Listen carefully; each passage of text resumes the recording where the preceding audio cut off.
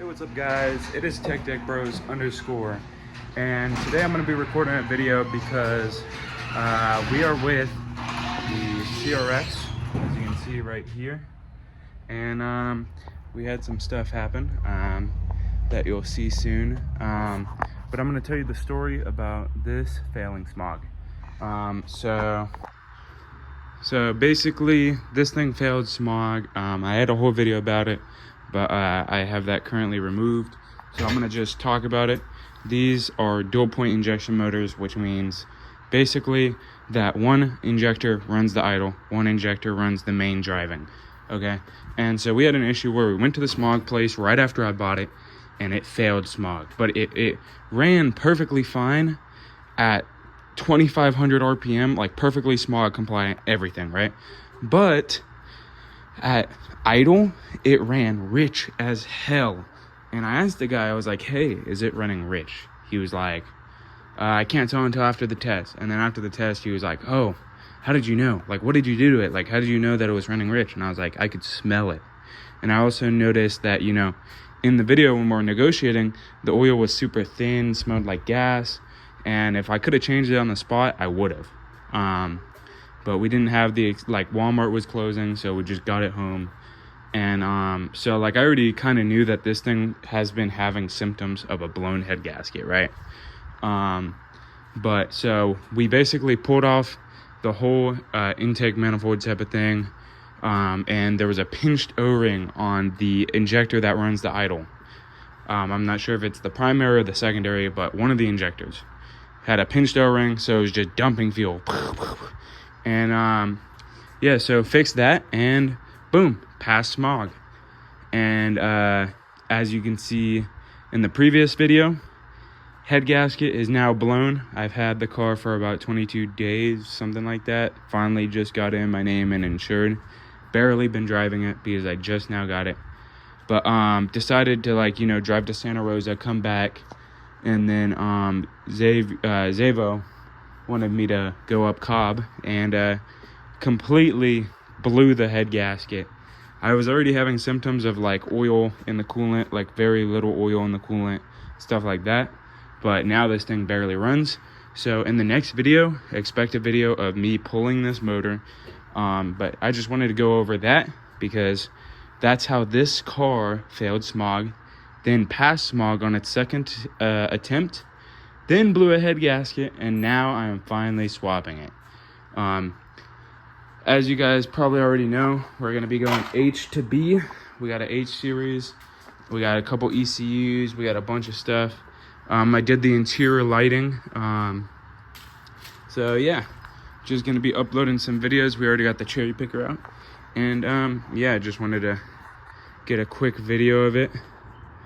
Right now I do have the interior. I've also, it used to be super low right here. I raised it, and I'm looking to get this fender area rolled out because you can see it rolled itself out when it was lowered. The rear is still rubbing a little bit because I haven't adjusted the coils in the rear, but I will be doing that in the future. But the interior on this thing is super clean. You can't really see, but yeah.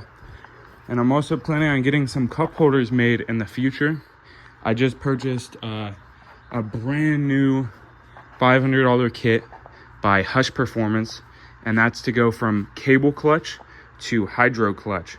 So when I go H to B and I have the H to B plate and we throw that in with those motor mounts that I got right over there, then it's gonna be a lot of fun, and I won't have issues burning the clutch up, because that's what I've noticed is with this cable clutch, they tend to stretch, break, snap, and you have to, like, burn it a lot for it to, like you have no feel basically of the clutch compared to the LX. And I kind of want to go over the LX as well. The LX, I haven't really shown this off before, but it's got bucket seats, it's got no interior, it's got basically full suspension, rear progress sway bar 25mm, an exhaust, 15x8 wheels with a 0 offset because I was dumb and I didn't know that it would, you know, it would be that wide out. In the future, I do plan on putting the CRX on 15x8s, but I plan on doing like a 35mm offset or something, and getting the fenders rolled and all that. But we got some hood spacers, we got the interior, we got every like front and strut bar. It is a push to start, and I just have the cluster zip tied in because I do plan on swapping the ECU to a standalone later on. Preferably, if I come up with a plan, I'm gonna case swap it, I think. But here's the stock D16 Y8, or well, not stock. It was a mini-me, then or well, it was a Y7. Then I turned it to a mini-me, wired it all myself, as you can see with the wiring down there. And then from there, the mini-me blew up, and then swapped in a complete Y8 long block, and then just throw on a bunch of add-ons. Have like a small cold air intake that goes through there, and stiff motor mounts, literally the stiffest motor mounts I could get, which I do not recommend gutting your car and doing stiff motor mounts, but this thing is crazy on the mountain. My best car, quickest car so far. So yeah, and then yeah, that's basically just what I wanted to show. I do plan on swapping this H to B, obviously, and I plan on maybe case swapping this in the future. So yeah, just wanted to talk about how the time the CRX failed Smog, and how we're gonna pull the motor soon because it blew the head gasket. And yeah.